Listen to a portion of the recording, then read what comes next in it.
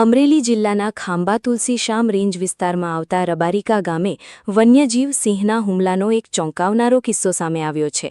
અહીં રાત્રિના સમયે રવજીભાઈ સેંજલિયા નામના વૃદ્ધ પોતાના ઘર આંગણે કે ઘરમાં બ્લેન્કેટ ઓઢીને નિરાંતે સૂઈ રહ્યા હતા।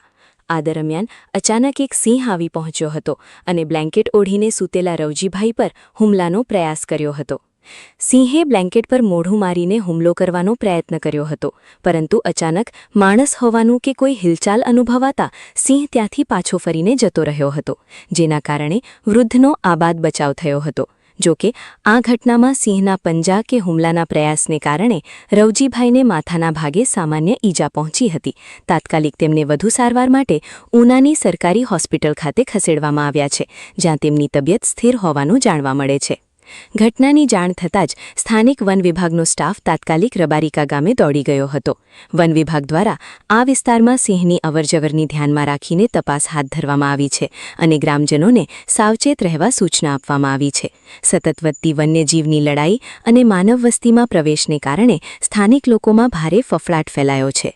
અમારું ગામ રબારિકા, તાલુકો ખાંભા અને રવજીભાઈ ઝવેરભાઈ સેંજલિયા ની ઘરે હું એનો દીકરો બોલું છું।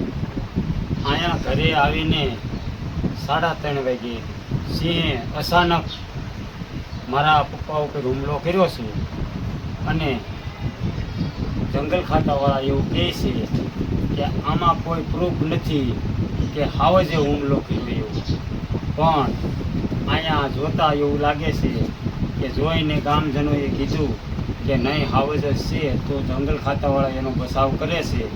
અને જંગલ ખાતાવાળાને એવું જણાવવા માગું છું કે આ હિંસક પ્રાણીનો, આ માનવભક્ષી પ્રાણીનો આ પાંજરે પૂરી અને સહી સલામત જગ્યાએ મૂકે।